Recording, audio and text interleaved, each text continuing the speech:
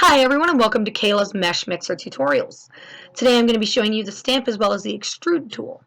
So there are pre-made stamps that you can use or you can make your own. The simpler the shape, the better. If the shape is too complicated, it's not going to work.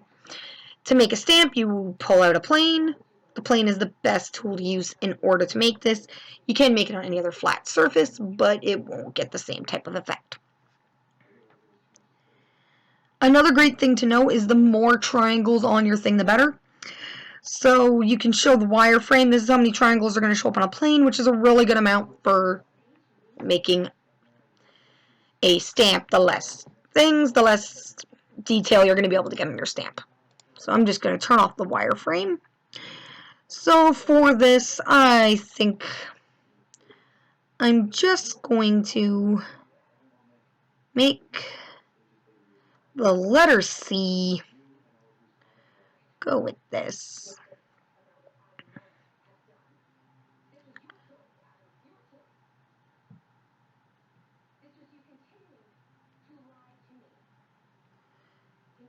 Just make a letter C and put that little lower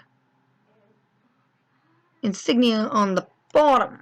So it kind of looks like a little dinosaur, ironically. If you're happy with that shape, you can just click Convert to Stamp and it will automatically make it a stamp. Or you can go to Modify and click Smooth Boundary, which will smoothen out the shape. The smoother you put it, the softer the line is, and preserving the shape will give it more of its feel. Once you're happy with how smooth or not smooth it is, just click Accept and there you go. Once done, of course, click Convert to Stamp. It's going to show you the stamp shape. And if you're happy with that, you click Accept. Now, the next thing right away, I've already drawn the stamp. So I'm just going to show you how the stamp would work. So I'm going to clear my selection. You're going to see the stamp there. If you want to make another one, for example, and have them overlap in each other, you'd grab your stamp from here, click on your file, move the stamp, place it down, and there it is again. Now for the extrusion tool, what you're going to do is select, you're going to take your brush and you're going to go over the original selection you originally made. So for example, if you were going to move this off of a plane and onto a square, you'd put the stamp onto a square, redraw over it. You cannot, and it's a promise, not able to whatsoever click the E key or the Command or Control A key, depending on if you're using a Mac or a PC, in order to select the entire thing. It will just select the whole layer because the stamp is only just a colored design. It's not actually existent on the model. If you've overselected, just hold the Shift key and you can just fix up the lines there.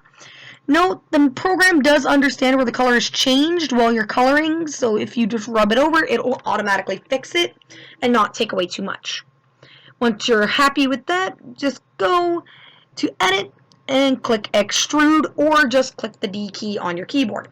So what it's going to do is it's going to pop it up originally. And you can see where it's been popped up. You pull the offset up and the object rises and will hollow out the mesh, as you can see underneath. If it's already a pre-solid object, it's going to keep it solid and keep it going all the way through, but since a plane is a hollow object, it's going to keep it hollow at the bottom. Once you raise the density and harden it, it will smoothen out the shape. That's how you're going to smooth with the extrusion tool. If you pull the offset in the other direction and go negative, it's going to pull it up and under, and it's going to make a whole new shape and add a lot more mesh to the file. So you can choose to offset it or reset it to wherever you want. Once you're happy, click the Accept, and there you go. Note, you can take multiple stamps and pull them up in different ways. So I can clear my selection, take my tiny select here, select my tiny letter C,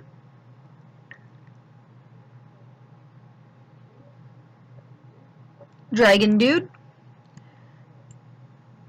fix up the shape a little bit, and once again use the D key to extrude it upward. So you can make multiple dimensions and multiple layers into a file, creating your own little haphazard shape or design to a simple shape like a circle or a square. If you wanted to make dice or a necklace pendant, this is the quick and easy way to do it. I always fully harden it and blow up the mesh density so it just looks a little bit nicer and it's a bit stronger. You don't have to touch the direction or the end type. Those are set to the optimal settings already. If you want to play around with that, go ahead. Once you're happy with the design, you can see how it looks. If you want to make it a little bit stronger, for example, I would go and make it a solid. So to do that, you just go Edit and click Make Solid. And then it would fix it. However, this one, because it was on a plane, the only thing that existed was the extrusion that went upward, so it's only going to show you this little guy here, and it'll make him a full solid shape for you to use, which is pretty neat because then you can make them into whatever you want. But anyways, everyone, that is my extrusion / plane option for today. Thank you for watching. This is Kayla Prousers, aka Elastica Pro, signing off.